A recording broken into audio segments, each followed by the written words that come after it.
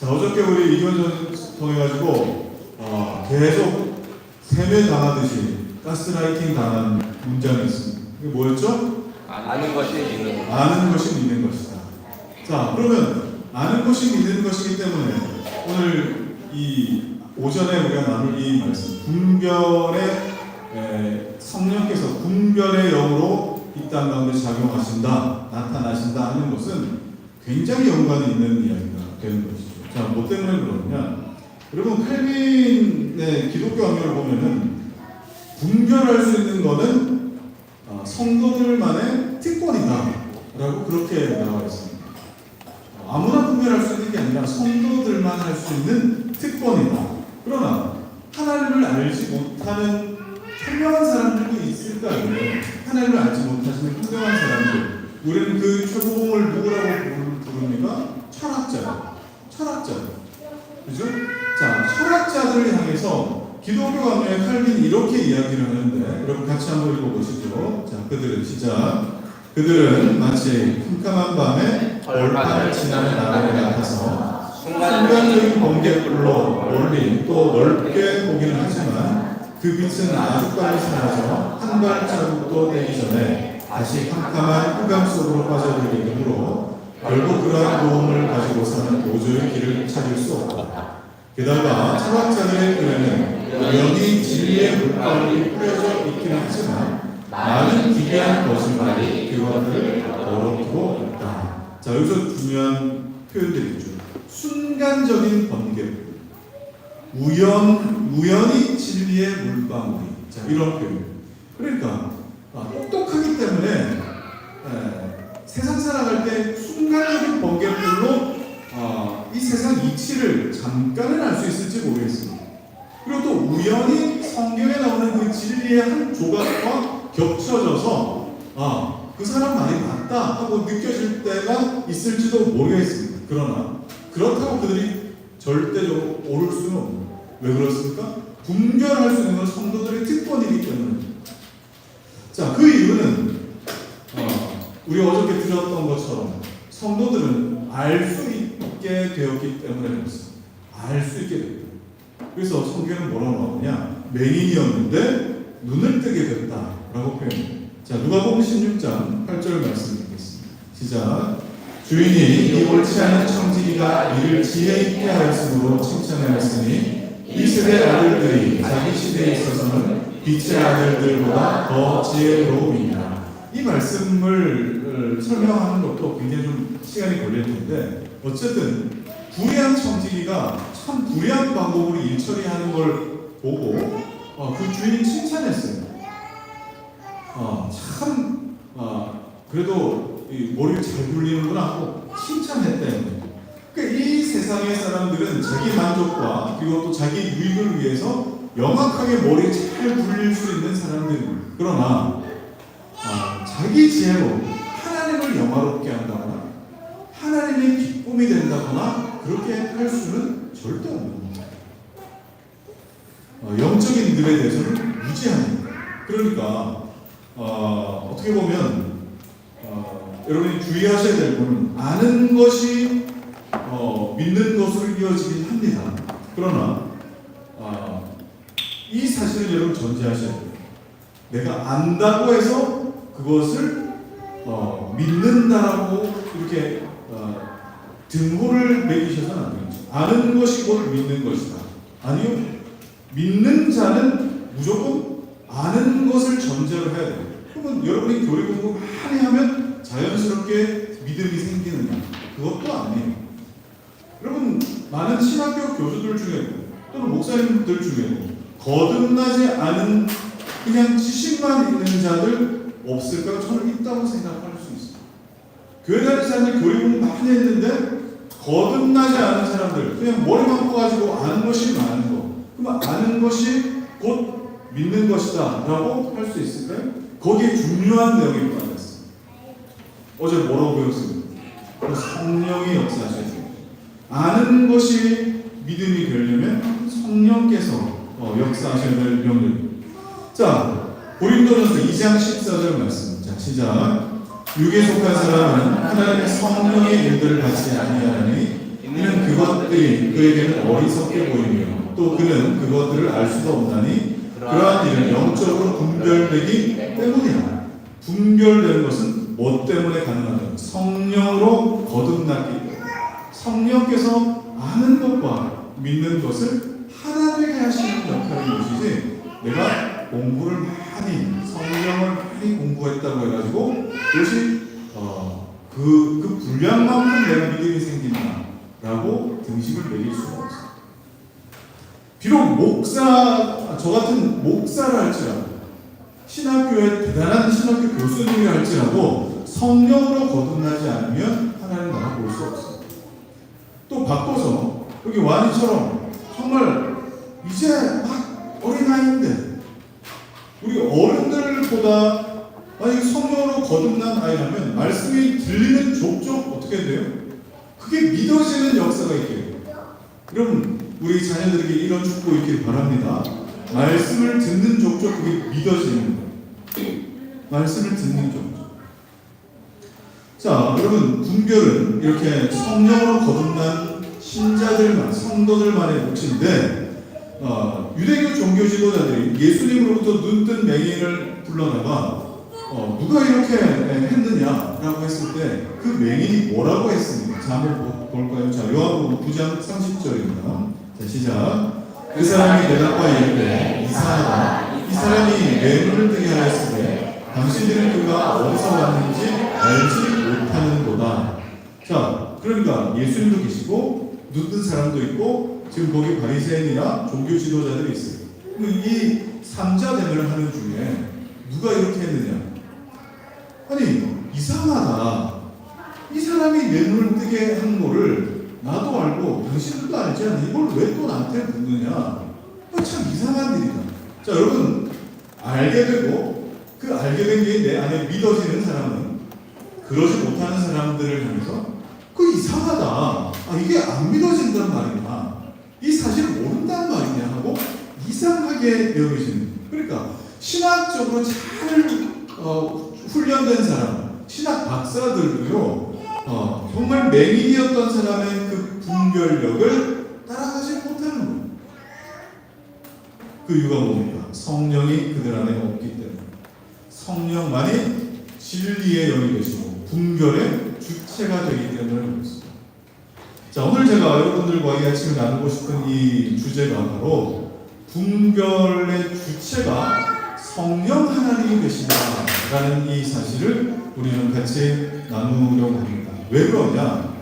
어저께도 우리 저녁에 들었지만 이 성령 하나님의 사역에 대해서 우리 한국교회 너무 많이 곡해가 되어 있어요. 특별히 이 사단이 성령께서 분별하게 하시는 이 영역을 한국교회에 어떻게 인식되게 만들었냐면 정죄하는 것 비슷하게 하나는 느끼게 만들었고, 또 하나는 신비한 영역, 신비한 고유의 어떤 특수한 사람들만 할 수 있는 그런 어떤 영역으로 만들어 버렸기 때문에 그렇습니다.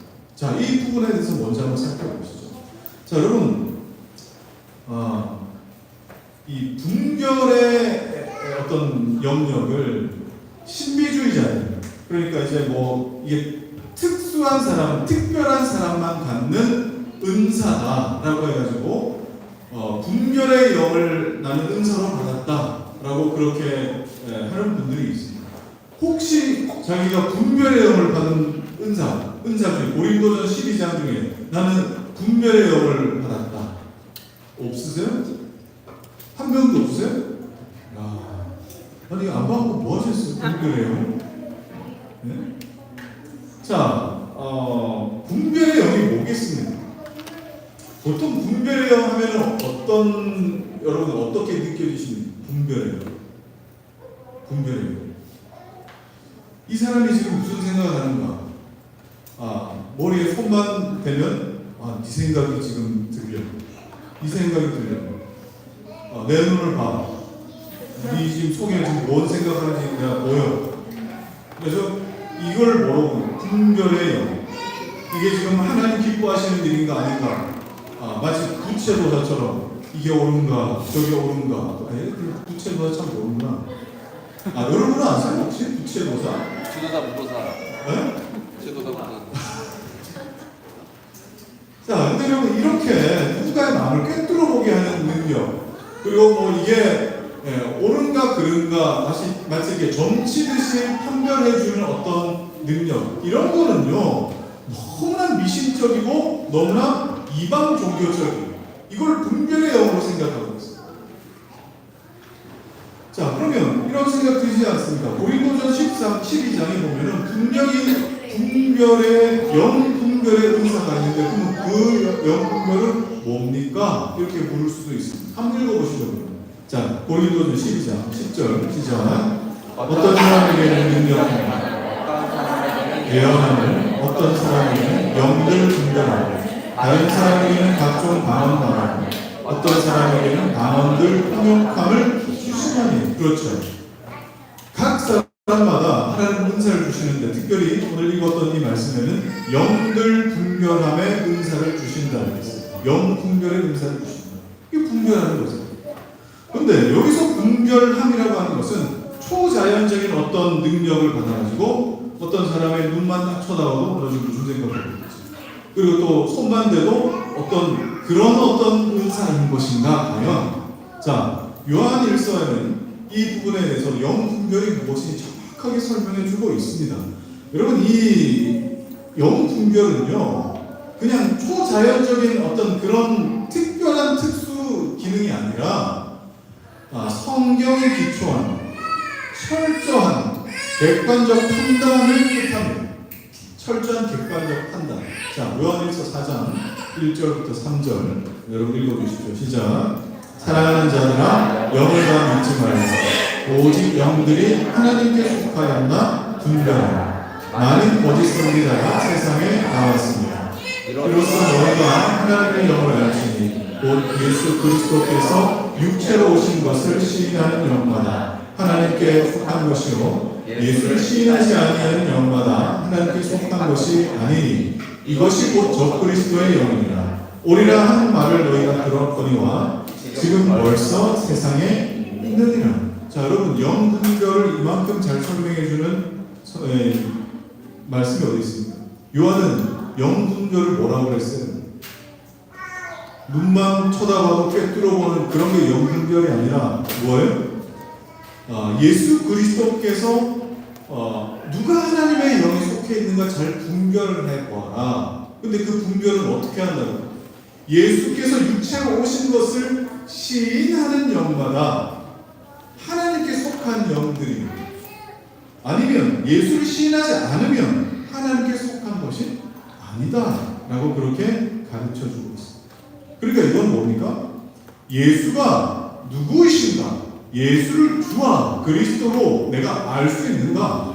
예수를 주와 그리스도로 알고 그것이 나에게 믿어지는가에 대한 객관적 근거를 확보하는 거예요. 그래서 영분별은요, 이건 주관적인 게 아니에요. 요거는 이쪽에 조금 속해 있는 것 같아, 내 느낌상.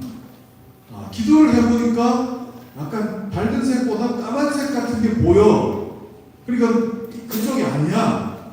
이런 게 영 분별이 아니라 그가 또는 내가 그리스도께 속해 있는가를 알고 시인하는 자들마다 그리스도께 속해 있다 또는 아니다 라고 객관적 사실을 확보해 갈 수 있는 것, 이게 영 분별의 은사.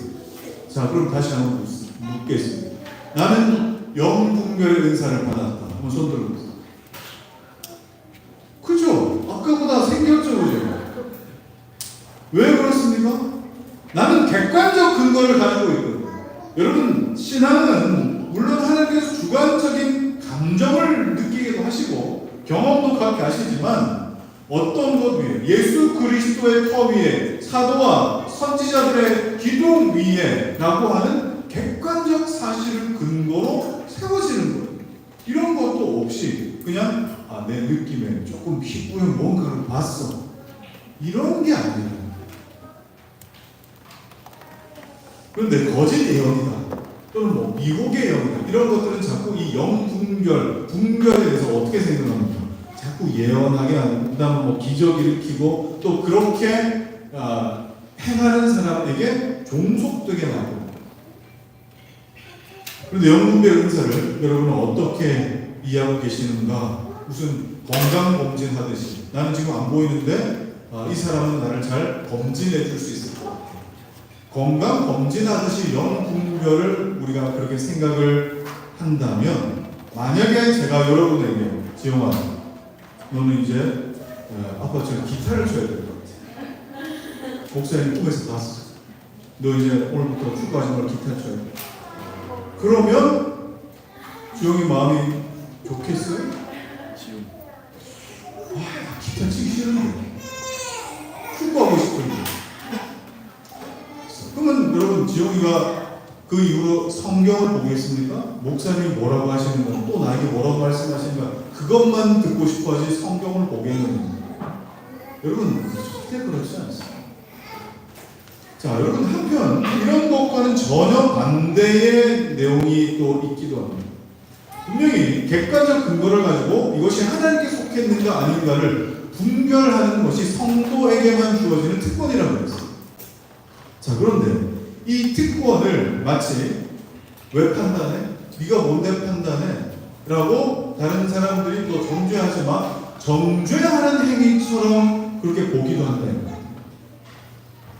자, 더군다나 지금 우리가 살아가는 이 세상을 좀 어려운 말로 뭐라고 부르느냐 한번 따라합시다. 포스트 모던 시대라고 부릅니다. 그런데 이 포스트 모던의 이 시대 정신이 교회 안에 이렇게 들어오고, 여러분이 배우는 학교 안에 많이 들어와 있기 때문에 뭐라고 배우느냐, 다른 사람 틀렸다고 말하면 안 돼. 다 똑같은 거야. 너도 내가 옳다라고 그렇게 생각하면은 당신도 옳은 거야. 절대 서로 틀렸다고 말하면 안 되는 거야. 여러분 학교에서 그거 분명히 배우고. 그런데 교회에서 만약에 그렇게 배우면 어떻게 돼? 너도 나도 다 옳은 거예요. 너도 나도.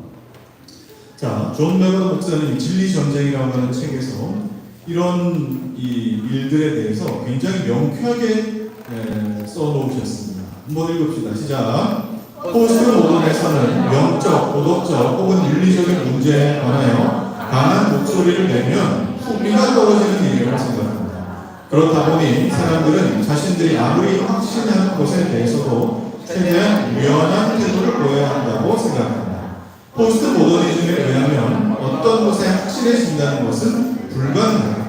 따라서 어떤 원칙이나 교리에 관해 모호한 말 사용하기를 거부하면 그는 너무 속 좁은 사람으로 낙인 찍히고 맙니다. 진리를 위해 열정을 내보이는 것은 정략적으로 옳지 않은 것이다. 어떤 교리나 혹은 성경 문제에 관해서 비타협적인 입장을 취해보라. 그러면 얼마나 풍자적으로 당신의 논증을 세우는가와는 관계없이 모두가 입을 모아 당신을 완고하고 비정하고 논쟁적이고 혹은 사랑이 없는 자로 말할 것이다. 진리에 대한 확신을 공격적인 악으로 보는 반면 타협은 미덕으로 생각한다. 자, 이만큼 오늘날의 이 시대의 정신을 잘 표현하는 것도 없는 겁니다. 이 존메건 목사님 참 통찰을 잘 하셨죠. 그러니까 오늘날 우리가 살아가는 이 세상은 이게 옳다, 그리고 이건 그르다라고 말하는 것에 대해서 예의 없다라고 그렇게 평가하고, 그리고 배려심 없다, 사랑하지 않는다라고 그렇게 본다 이 말입니다. 그래서 언제부턴가 교회 안에서도요, 이렇게 분별의 어떤 이 마음, 그러니까 생각하는 사람, 하나님 말씀을 위해서 내가 그래도 사리 분별하는 사람을 좀 교만한 사람, 교회에서 교회를 분열시키는 사람, 이렇게 오도가 되는 경우들이 있습니다.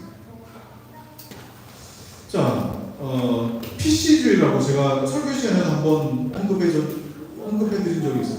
정치적 올바름. 세상 사람들이 이 정치적 올바름을 뭐 이게 옳다 그러다 뭐 이렇게 할 수 있는 게 뭡니까? 다른 사람을 이렇게 정죄하는, 다른 사람 틀렸다고 말하지 말자 하는 거죠. 그러니까 서로 옳은 것 그리고 또 그른 것 이렇게 하지 말고, 장애인 이렇게 부르지 말고 상처받으니까 장애우라고 하자. 청소부 이렇게 부르지 말고 환경미화원이라고 하자. 이런 식의 어떤 이 논리가 뭐예요? PC주의인데 이게 교회 안으로 그대로 들어와서 하나님께서 금하신 죄에 대해서 그거 나쁘다고 말하지 말자. 조금 덜 하자고 말하자. 이런 식으로 이제 바꿔나가고 있어요. 교회가 이걸 지금 하고 있죠. 그래서 동성애는 죄다 이렇게 말하지 말고 가급적 줄여가자. 그죠? 그리고 또 다른 사람에 대해서 많이 배려하자. 서로 함께하자. 이런 메시지들이 교회 안에 점점 더 많아지는 것 같습니다. 자, 그러니까 오늘날 교회에서 좋은 성도는 어떤 성도입니까? 절대 분별하지 않는 성도. 그냥 돌쇠처럼 아무 소리 하지 말고 시키면 시키는 대로 아무 질문도 하지 말고 아무 소리도 하지 말고 그냥 예 하고 그냥 묵묵히 봉사하는 사람, 이런 사람들을 교회에서 좋은 성도라고. 자, 이렇게 좋은 성도를 강요하니까 담임 목사가 뒤로 별짓을 다 해도 못 본 척 해주고, 뭐 교회에서 같이 뭐 나쁜 짓을 해도 뭐 거기에 대해서 뭐 묵묵하게 예 그럼 그렇게 해줘. 여러분, 이게 과연 건강한 건가? 교회에서 분별이라고 하는 이 용어는 지금 어떤 정서냐면 비정하다. 사람이 없다. 네? 사람이 없다. 그리고 또 뭐 논쟁적이다. 이런 것으로 포장해서 저 사람은 정죄를 잘하는, 다른 사람 만나면 무슨 정죄를 이런 식으로 이제 물론 정죄는 하지 말아야 되겠지만 분별할 수 있는 사람을 정죄한다라고 그렇게 오도하는 경우가 있습니다. 자, 그러니까 우리가 그리스도 예수의 터에 사도와 선지자들의 가르침, 교회는 또 뭐라고 그랬습니까? 진리와 이 진리의 기둥과 터라고 했는데, 그러니까 이 진리의 기둥과 터가 되어야 될 이 교회가 진리가 사라지고 진리의 이 터가 사라지고 기둥도 사라지니까 그 위에 남는 게 얼마나 부실공사가 되는 겁니다. 자, 그러나 제가 이렇게 말씀드렸다고 해서 교회 모든 가르침에 대해서 목사님 그건 아닌데 계속 딴지 걸라는 뜻은 아닙니다. 딴지 걸라는 뜻이 아니라 진리의 잣대로 분별할 수 있어요. 자, 여러분, 분별이 교회에서 자출이 감추게 된다. 어떻게 될까요? 그러면 서로 뭐 싫은 소리 하지 말고 서로 하나 될 수 있겠구나, 서로 연합할 수 있겠구나, 그렇게 생각하겠지만 여러분, 이거는 마치 면역력을 상실하는 것과 똑같아요. 자, 저도 어떤 특정 경우에 되면은 면역력이 떨어집니다. 특히 이렇게 산이 많은 데 보면은 면역력이 떨어져. 올해는 좀 더 나은 것 같긴 해요. 좀 나은 것 같긴 한데 어떤 특정한 음식을 먹으면 알러지 반응이, 그죠? 이게 뭐 때문에 그렇습니까? 면역이 거기에 발동하지 않기 때문에. 그런데 우리가 분별을 하지 않으면, 분별력이 교회에서 사라지면 어떻게 되느냐? 교회의 면역력이 없어지는 것 같아요. 떨어지는 게 아니라 없어지는 것과 같아요. 자, 면역력 없어지는 병 뭐라고 부릅니까? 백혈병도 있겠고, 또는 후천성 면역 결핍증, 에이즈, 이런 것들이 면역력이 결핍돼가지고 없어지는 거 아닙니까? 자, 그럼 어떻게 됩니까? 자동적으로 거기에 온갖 질병들이 몸에 침투해 들어오고. 그러니까 예수님 뭐라고 말씀하셨습니까? 불법이 성행하게 되면 사랑이 식어지리라. 하나님의 말씀이 교회에 바르게 되면 사랑이 식어지리라 한 게 아니라 분별력이 없어서 불법이 막 들어오게 되면 오히려 사랑이 식어진다고 했어요. 서로 용납해주고 좋은 게 좋은 거고 두루두루 다 잘 지내면 사랑이 막 샘솟는 게 아니라 사랑이 식어진다. 그래서 불법을 판단하지 못하는 교회에 기대할 수 있는 것은 사랑이 위선적이고 또 그렇게 딱딱해지더라고요. 자, 이런 차원에서 우리가 좀 깊이 고민해야 될 것은 성령의 분별하게 하시는 이 영과 이것과 굉장히 닮아있는 사단의 정죄하고 참소하는 영의 차이점을 좀 오늘 아침에 좀 봤으면 좋겠습니다. 자, 오늘 본문의 1, 2절 다시 한번 읽어보겠습니다. 시작. 비판을 받지 아니하려는 비판하지 말라. 비판하는 그 비판으로 너희가 비판을 받을 것이요 너희가 헤아리는 그 헤아림으로 너희가 헤아림을 받을 것이니라. 예수님 뭐라고 하셨습니까? 비판하지 말라고 했어요. 그러면 아니 우리가 분별을 해야 되는데 비판 없이 어떻게 분별을 합니까? 왜 그래요? 뭐가 잘못됐으면 잘못됐다고 말을 해야 되기 때문에 그게 일종의 비판처럼 들릴 때가 있잖아요. 자, 그런데 여러분 오해하지 마셔야 될 건 예수는 비판하지 말라고 하셨는데 이 비판하지 말라고 한 게 어떤 뜻이냐? 자, 헬라어로요 메 크리네테라고 한 이 말은 정죄하지 말라는 뜻입니다. 정죄하지 말라. 그러니까 예수님은 정죄하지 말라고 하셨지 비판하지 말라라고 그렇게 보신 것이 아니죠. 이게 정죄하는 것과 분별하는 것은 여러분 서로 구별할 줄 아셔야 돼요. 여러분 정죄가 뭐예요? 정죄는 마귀가 잘하는 역할 중에 하나죠. 마귀가 잘하는 게 두 가지가 있어요. 하나는 정죄하는 것. 정죄. 너 그래서 죄 있는 거잖아. 너 잘못했잖아. 하고 정죄하는 거. 그 정죄하기 위해서 뭐 해야 돼요? 참소해요. 참소는 뭐예요? 고자질하는. 아니 어저께 몇 시에 잤어? 몇 시에 잤어 어제? 10시 넘어 잤지? 당연히 10시 넘어 자죠. 우리가 10시 넘어 끝났는데. 그러면 이제 마귀가 자꾸 뭐라고 해요? 너 평소에 일찍 자다 왜 10시 넘어 잤어? 나쁘네 하고 마귀가 자꾸 뭐하는 거야? 정죄하는 거야. 제일 처음에 참소하고 그 다음에 정죄해요. 그런데 예수님이 정죄하지 말아라 하는 것은 마귀의 이런 일, 마귀가 하는 일에 참여하지 말아라 하는 그런 말씀이었습니다. 그런데 우리는 이런 경고를 좀 마음에 새겨놓고 그럼 정죄가 뭐고 분별은 뭔가 하는 걸 좀 구별을 해야 되겠죠. 자, 그런데 이 구별하는 건 참 시급한 문제인 것 같습니다. 왜 그러느냐? 오늘날 이제 이후에 이제 차별금지법이 어떻게 될지 모르겠습니다. 포괄적 이 차별금지법이 어떻게 될지 모르겠는데 차별금지법을 바라보면서 여러분 차별금지법을 교회에서 반대의 목소리, 우리는 반대한다라고 그렇게 이야기하는 핵심적인 이유가 뭡니까? 뭐 때문입니까? 뭐 때문에 반대해요? 동성애 때문이에요. 동성애 때문에.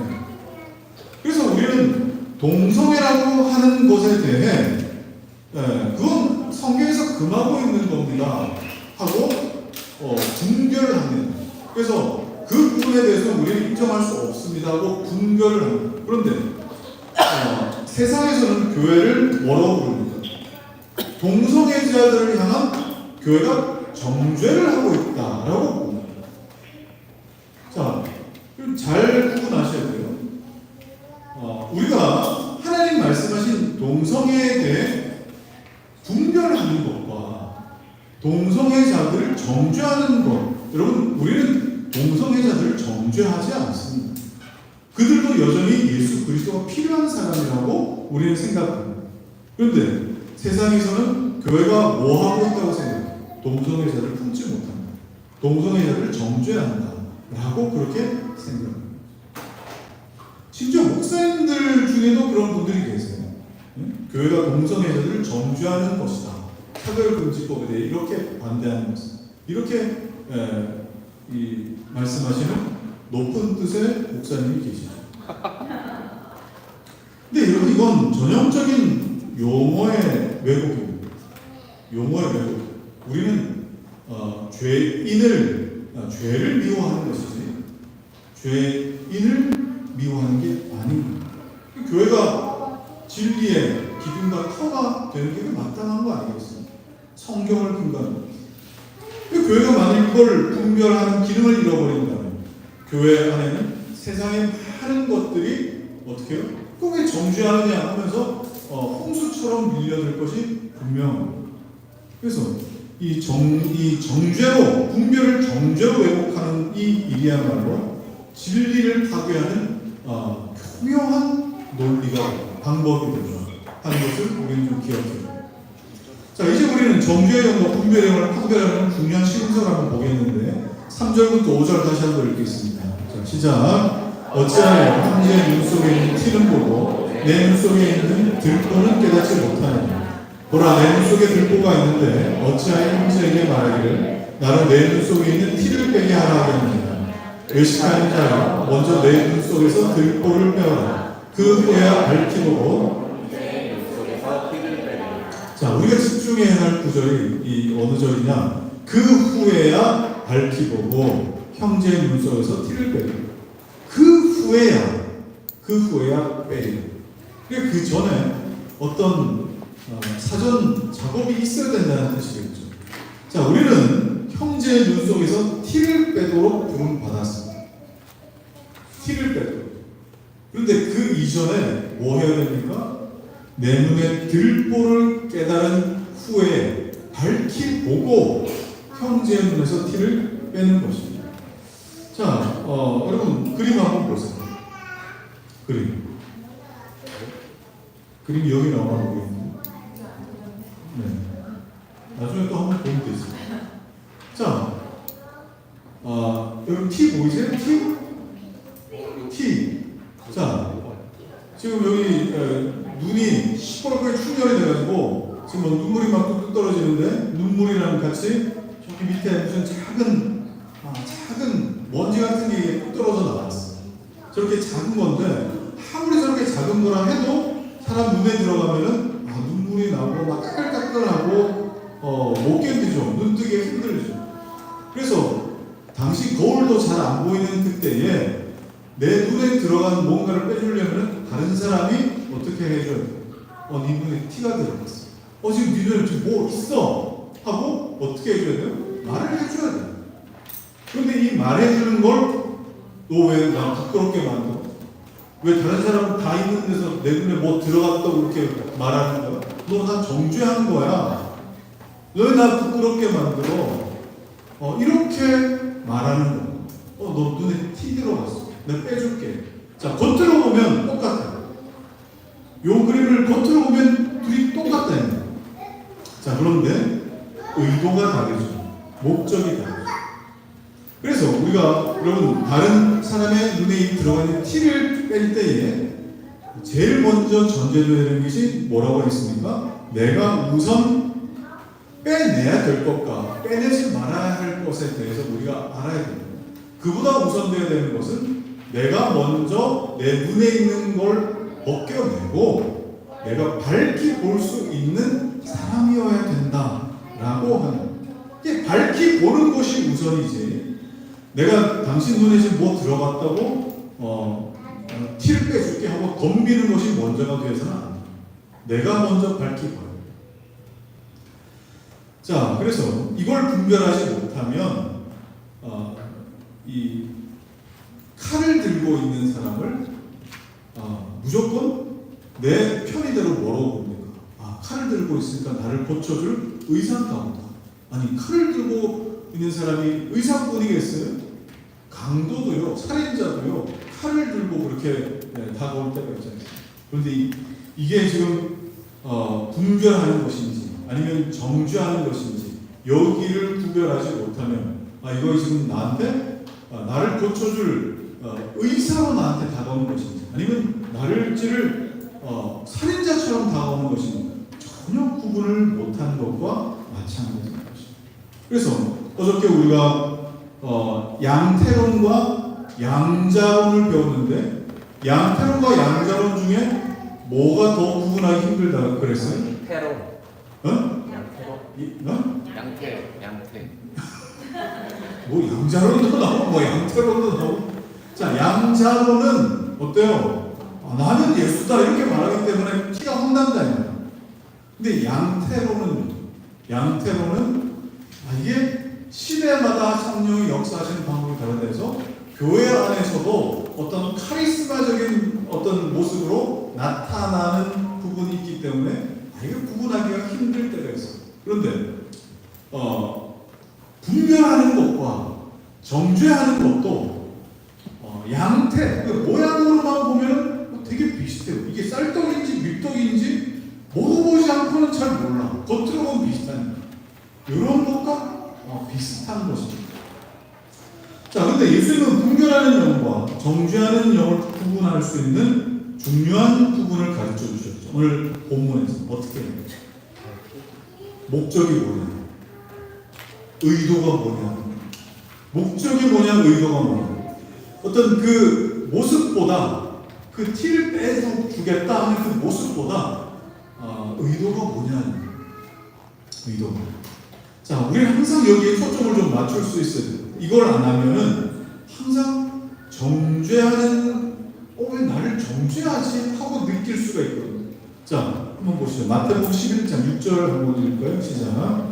누구든지 나로 말미암아 실족하지 아니하는 자는 복이 있도다 하시나. 뭐 때문에 이런 말씀하셨을까요? 예수님 설교하셨는데 상당히 많은 사람들이 아니 젊은 사람이 나를 어떻게 줬다고 그래? 되게 상처되네. 왜 독사의 자식? 다른 짐승들도 많은데 왜 하필 독사의 자식이라고 그래? 바리새인들이 듣고 뭐 되게 기분 나쁘지 않았겠습니까? 그러니까 예수님 말씀을 듣고 뭐처럼 들리는 거예요? 정죄처럼 들리는 거예요. 정죄처럼. 예수님께서 뭐라고 하셨어요? 나로 말미암아 실족하지 않는 자는 그 사람이 참 복이 있다라고 하십니다. 근데 반대로 사단은 우리를 정죄할까요? 그렇게 많이 정죄하지 않습니다. 사단이 나타날 때는 고린도서 11장에 뭐라고 합니까? 광명의 천사로 나타나서 우리가 원하는 기도하게 만들고 우리가 원하는 신앙생활 하게끔 만들기 때문에 그렇게 정죄하는 모습으로는 나타나지 않는다. 그러나 때로는 우리에게 참소하고 너 잘못했어? 왜 이럴 신호를 잤어? 하고 참소하고 정죄하는 모습으로 나타날 때도 있어요. 왜? 우리를 주눅들게 하기 위해서.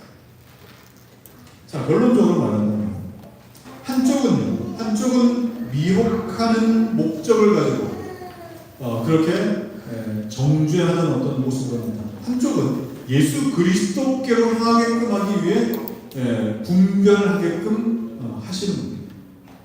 서로 모양은 비슷하겠지만 전혀 다른 의도와 목적을 가지고 있어요. 자, 그래서 우리는 그냥 겉으로 나타나는 현상 또 어떤 모습 때문에 이게 분별의 영이다, 정죄의 영이다 이렇게 우리가 함부로 판단해서는 안 되겠죠. 자, 마태복음 7장 5절 한 번 더 읽겠습니다. 자, 시작. 그 후에 밝히 보고 형제의 눈 속에서 티를 빼리라. 티를 빼리라. 자, 우리가 1차적으로 우리가 아까 뭐라고 그랬어요? 예수님은 정죄하는 것에 대해서는 금하셨다. 우리 이렇게 봤습니다. 근데 예수님께서 정죄를 금하셨지 분별을 금하신 건 아닌 겁니다. 분별을 금하신. 왜 그래요? 분별을 해야 형제의 눈 속에서 티를 뺄 수 있으니까. 그렇지 않습니까? 티가 지금 있다 없다를 알려주고 티를 뺄 수 있으니까 이건 정죄가 아니라 분별하라는 그런 뜻인 겁니다. 근데 형제의 눈 속에 뭐가 들어갔는데 지금 완이 눈 속에 지금 티가 들어가지고 아까 눈 한 번 더 보여주세요. 눈이 저렇게 지금 돼가지고 있는데 모른 척한다. 그럼 그건 되겠어요? 모르는 척하고 있다. 저것도 안 되죠. 그러니까 우리는 형제의 눈 속에 티가 들어오고 있으면 형제의 눈 속에 티를 빼내는 것이 형제를 사랑하는 겁니다. 그런데 모르는 척 해주고 그냥 알아서 되겠지 하고 그냥 넘어가면 형제 사랑하는 게 아니에요. 그런데 이렇게 와나 너 눈에 뭐 들어갔어 이렇게 했는데 목사님 왜 저 다른 사람 앞에서 그렇게 정죄하세요? 왜 눈에 뭐 들어갔다고 막 이야기하고 다니세요? 막 이렇게 정죄하는 것처럼 느끼기 때문에 또는 목사님 나 좀 빼주세요 하고 이 분별 그죠? 정말 내 눈에서 뭔가를 빼주려고 하는 그런 것으로 받아들이기도 한다는. 그래서 우리 주의 몸된 교회 안에는 항상 이 분별의 영으로 성령께서 임하십니다. 자, 이런 차원에서 우리가 미국의 이야기를 한번 보시죠. 미국에 1차 대각선 운동이 일어날 때에 그때 당시에 뭐 역사에 사역했던 많은 그 목사님들이 계시지만 조나단 에드워즈 목사님 같은 경우에는 이 사람이 정말 회심했는가에 대해서 굉장히 관심이 많았습니다. 이 사람이 정말 회심했는가? 저 사람은 정말 그리스도께 회심했다, 안 했다 이렇게 딱딱 정해주지는 않았습니다. 너 회심한 사람, 아닌 사람, 한 사람, 안 한 사람 이렇게 딱 정해주지는 않았지만 거듭거듭 강조했던 부분이 회심했는가에 대한. 왜 그러냐? 거짓된 회심자, 회심한 척, 중생한 척한 자가 성령 하나님의 이사에게 걸림돌이 되는 경우, 교회의 악영향이 되는 경우도 굉장히 많았기 때문에 그렇습니다. 자, 올해부터 우리 교회가 교인으로, 우리 몸된 교인으로 받아들이는데 신중해지고 있습니다. 그래서 우리 새가족 교육 정 목사님이 8주 동안 빡세게 막 시키고 나서 그냥 한 30분 교육하는 것도 아니고 1시간 반, 2시간씩 교육해요. 그걸 8주 동안 하고 나서 이제 신앙 고백을 하게 만듭니다. 근데 이걸 또 유별나다 뭐 그렇게까지 그럼 교회 누가 보냐 라고 그렇게 생각하실 수도 있겠는데, 제가 설교 준비하면서 이 미국의 대각성 운동 때의 모습들을 보니까 우리 교회 하고 있는 걸 하고 있더라고요. 그때 당시. 그래서 제가 얼마나 안심이 됐는지 모르겠어요. 이거 틀린 거 아니구나 하는 생각이 좀 들었어요. 자, 18세기 초에 북미의 이 교회들 안에는 교인들을 받아내는 데 굉장히 엄격한 절차를 겪었습니다. 한 사람을 교인으로 받아들일 때에 장기간의 신앙 교육을 쭉 시켰고, 그리고 성도들 앞에 15분 내지 20분 동안 신앙 고백을 하게끔 했습니다. 그리고 그걸 딱 듣고 나서 여러 교인들과 장로님들 그리고 목사가 이 사람을 교회 공동체에 받아들여도 될지 안 될지를 그 자리에서 심사했습니다. 심사했다. 너는 안 되겠어. 처음부터 다시 이런 식으로 돌려보내거나 아니면은 너는 이제 우리 교인으로 받아들인 것이 마땅하다고 그렇게 심사를 했다는 거예요.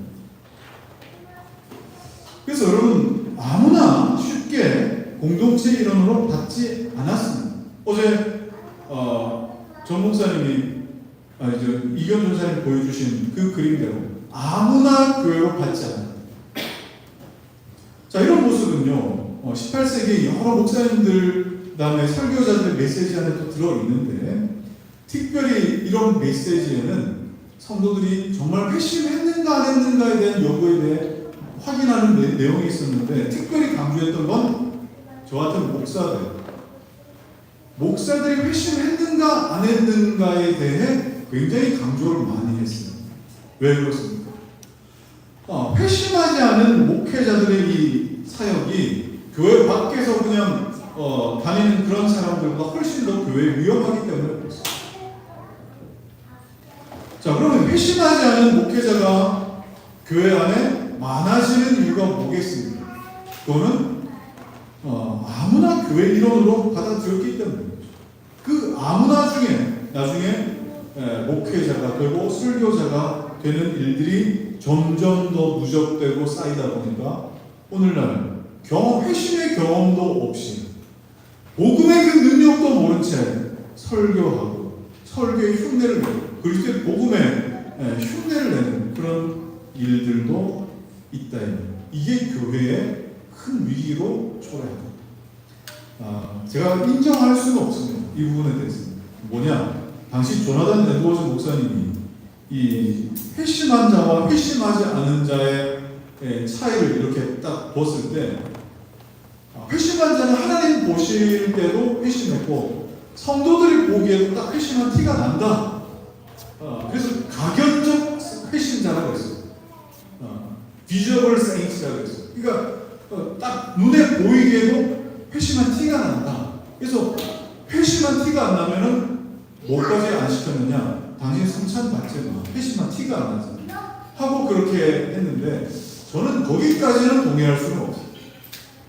그런데 우리가 생각해봐야 될 것은 당시에 이렇게까지 교회가 분별을 하려고 애를 썼다라는 점은 우리가 좀 배워야 될 것 같아요. 자, 여기서 진정한 성도나 회심자는 하나님의 눈에 그러한 자다. 가시적 성도나 회심자는 인간의 눈에도 그러한 자다. 이렇게까지 주잖아요. 그러니까 얼마나 신앙의 이 분별의 이 수준과 기준이 높았겠느냐. 근데 이 에드워즈랑 다르게 이 누가 있었느냐면 제임스 데이븐 코트라고 하는 사람이 있었는데, 이 사람은 자기가 이렇게 보고 너 옷차림이 그러니까 너 회심한 자 아니야 하고 목사님이 다 정해줬던 적이 있어요. 이 제임스 데이븐 코트가 그랬어요. 그러니까 조나단 에드워즈가 봤던 그런 어떤 이 기준하고 너무 다르니까 둘이 치열하게 싸웠던 기록도 있더래요. 자, 그러면 교회에서는 이래도 안 되고 저래도 안 되면 우리는 판단하지 맙시다. 우리는 그냥 중립을 유지합시다 하고 입을 꾹 닫고 우리 분별하지 않는 쪽으로 합시다. 서로에게 뭐라 얘기하지 안 하도록 합시다 라고 하는 것이 옳은가? 자, 이걸 우리가 이해하기 위해서 성령의 역사든지 아니면 마귀의 역사이든지, 성령의 역사든 마귀의 역사든 둘 다 관심이 있어 하는 게 뭐냐? 한 사람의 회심의 여부. 이 여부에 대해 참 둘 다 관심이 있어 한다는 걸 아셔야 돼요. 좀 이렇게 비유를 하면 어떤지 모르겠는데 그림 하나 보여주시죠. 자, 여러분 보시기에 왼쪽은 누군 것 같습니까? 여러분 보시기에 왼쪽은 누구고 오른쪽은 누구예요? 네? 저쪽 끝에 있는 사람은 누군 것 같아요? 코치. 그럼 이쪽은? 상대편? 상대편. 네, 라이벌입니다. 자, 그런데 지금 배에 저렇게 이 타겟을 그려놓은 건 뭐 때문에 그려놓은 거예요? 저기가 이 사람의 약점입니다. 예, 이제 옷으로 이제 원래 가려져 있는데 이제 이렇게 투명하게 보이죠. 저 부분이 딱 한 대 치면 이 사람은 다른 사람보다 피로가 많이 쌓이는 여기 약점이에요. 그러면 코치든 아니면 라이벌이든 어디를 보고 있느냐? 저기를 보고 있어요. 저기를 보고. 근데 코치가 볼 때는 저걸 어떻게 봅니까? 어떻게 하면 저기를 가드를 잘 막아가지고 저기에 타격이 덜 가게 할까? 쟤는 이런 펀치를 날리니까 항상 자세를 이렇게 하고 있어야 되라고 코치는 가르쳐 주는가 하면, 라이벌은 어때요? 어떻게든 저기 빈틈이 보이면 저기만 보입니다. 저기만 보입니다. 코치도 저기를 보고 있고 라이벌도 저기를 보고 있어요. 성령의 역사도 한 사람의 회심에 관심 가지고 있고 마귀의 역사도 한 사람의 회심에 관심 가지고 있어요. 성령은 뭐 때문에 관심 가지고 있을까요? 저 사람이 회심에 대해 정말 끊임없이 분별하고 점검할 수 있도록 성령 하나님은 우리로 말미암아 분별하게 하시죠. 근데 마귀는 너 회심했어 안 했어? 회심한 사람이 왜 그랬어요? 참소하고 너 그렇게 되면 구원 못 받아 하고 정죄하려고 그렇게 관심 갖는다. 의도와 목적이 다르다. 의도와 목적이. 그래서 여러분 예수님께서 말씀하신 의도가 그런 것이죠. 형제의 눈에 있는 티를 보지 않는 것이 사랑이 아니라 분별하지 못하면 사단의 공격에 넘어갈 수 있고, 분별하지 못하면 형제의 눈 속에 있는 티를 절대 빼내줄 수가 없다.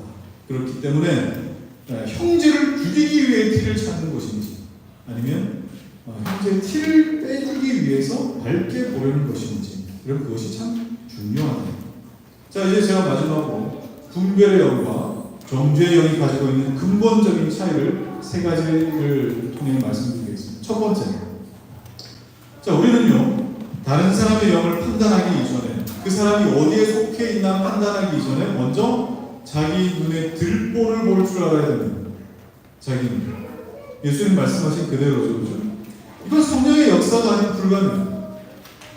성령께서 나로 말미암아 알게 하실 때에 저 사람이 죄인이구나를 알게 하시는 게 아니라 내가 하나님 앞에 죄인이구나를 알게 하시고, 내가 하나님 앞에 정말 전적으로 죄인이구나를 알게 하시고 내 눈에 들보를 보게 하십니다. 그래서 성령은 우리가 형제의 티를 사랑으로 긍휼로 보을 수 있도록 하기 위해서 우리 안에 있는 그 들보를 먼저 빼내게 하십니다. 그래서 사람이 거듭날 때 제가 뭐부터 일어난다고 그랬습니다. 성령의 조명하심이 있어서 내가 어떤 자인지 하나님 말씀으로 깨닫게 하시고, 그것이 자각될 때에 내 감정에 통증이 또는 아픔이 막 밀려올 수도 있다, 그렇게 말씀드렸어요. 그렇게 내 눈에 있는 들보를 빼게끔 하시더라고요. 그래서 여러분, 이 자기 눈에 있는 들보를 빼내지 못하면 여러분이 이 가정에서 이 남편과 아내로 살아갈 때도 상대방의 티만 먼저 보이고 내 눈에 건 자녀, 부모와 자녀도 마찬가지예요. 자녀 형제들끼리도 마찬가지예요.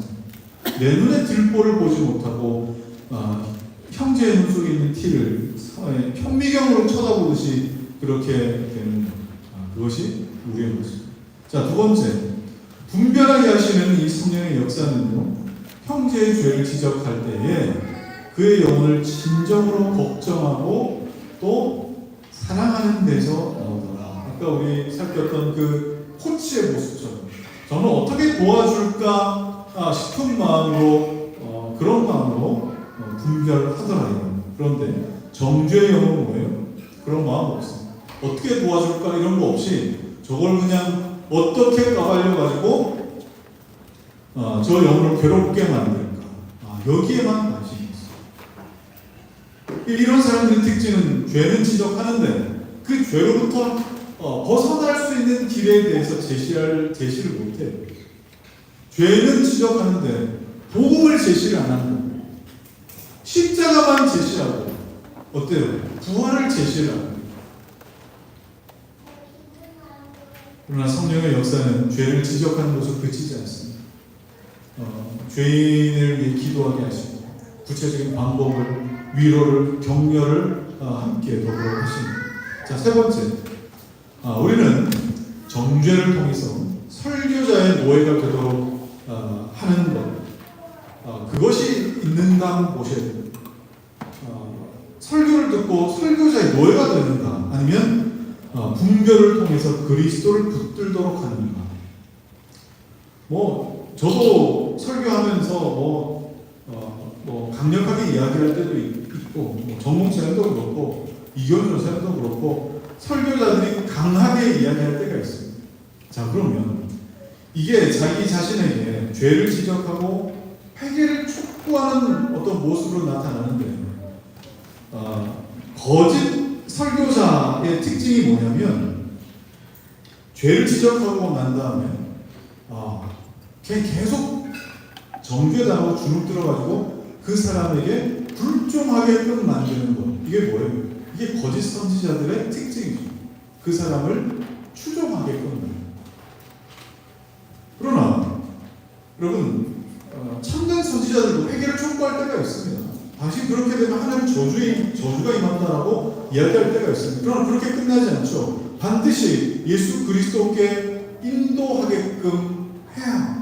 그걸 위해서 분별하기 때문에, 그리스도를 붙들어야 되기 때문에. 그래서 죄를 지적할 때가 있지만 그리스도를 붙들도록 인도하지 않는 그런 설교자는 그냥 정죄만 하고 끝나는 거예요. 정죄. 자, 이제 말씀 정리하도록 하겠습니다. 자, 오늘 성령의 역사를 쭉 살피면서 분별하게 하시는 그 주체가 성령 하나님이다 하는 것을 우리가 좀 살폈습니다. 이건 정죄하는 것과는 서로 구별됩니다. 정죄하는 것. 우리는 때로는 하나님께서 이성을 사용하게끔 하시고 또는 감정을 사용하게끔도 하십니다. 우리로 알게끔도 하시고, 그 아는 것 때문에 내 안에 어떤 감정의 이 상함이 있을 수도 있습니다. 그렇게만 끝나는 것이 아니라 그것이 그리스도를 향해서 바르게 나아갈 수 있도록 방향을 알려주는가 하는 것을 여러분들이 기억하셨습니다.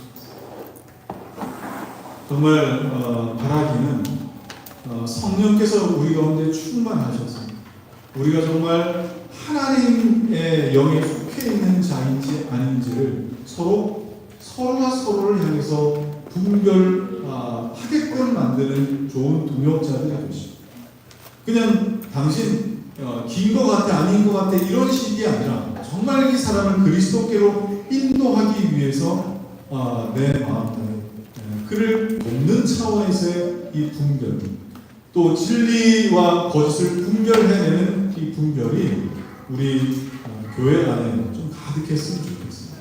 이런 이 놀라운 하나님의 분별의 은혜가 저와 여러분에게 가득하기를 주님으로 축원합니다. 이 시간 같이 한번 찬양하실까요? 열어주소서